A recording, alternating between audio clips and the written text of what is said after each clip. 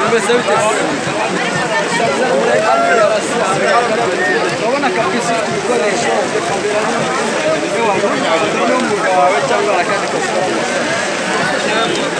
umazemo igihe kingana gute ufotora umaze imyaka irindwi bwira nk'umuntu urenze waba warafotoye uyu muntu niwe yarafotoye abandi bantu batigeze bafotora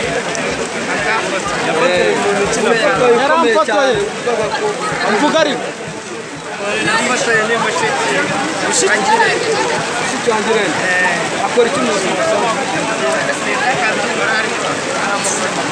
ubundi kugira ngo ufotore umuntu ufotorera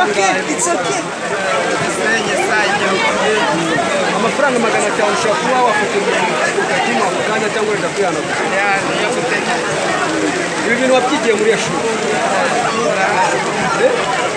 fotogarafe abenyegeje fotogarafe mugenzi we warwaye impamyabumenyi ese ni iki kintu cyakugoye mu mwuga wo gufotora Mimi ndiye dufashe. Yagize ngo yayindi afashe arayishyira ndamubona. Nawe ukorera nijoro umuzone wakunda kugora cyane. So n'ibikoresho ubona ubura mu mwuga wawe ni ibihe kugira ngo ubashe kuba wakora ibintu byiza cyane? Ari kubura kamera ukoresha kamera yitwa iki? bitatu n'ijana.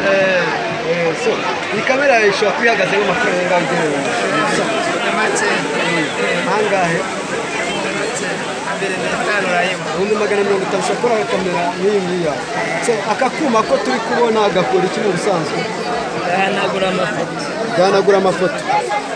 Ubu igiciro cyako kiba gihagaze n'amafaranga y'amanyarwanda. Ibikoresho byako yahagaze igitanda amafaranga 160. Bivuze ngo umaze gufotora abantu bangahe hano ugereranyije? Abantu 10 bonyine. Uba waje kuri komande cyangwa uraza ugafotora umuntu ukavuga ati dore ifoto nziza nishyura. N'abanyeshuri wazanye n'abanyeshuri bakagukira akazi gafotora. So urabona wenda ugize ikintu ubwira n'abagenzi bawe b'abafotografe ni ubuhe butumwa wabagenera? Se ni ubuhe butumwa wagenera abantu bakunda kugurisha?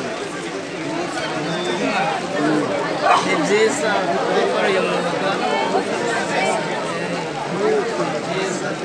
ukaba inyangamugayo muri uwo mwuga nicyo gituma umuntu atera imbere.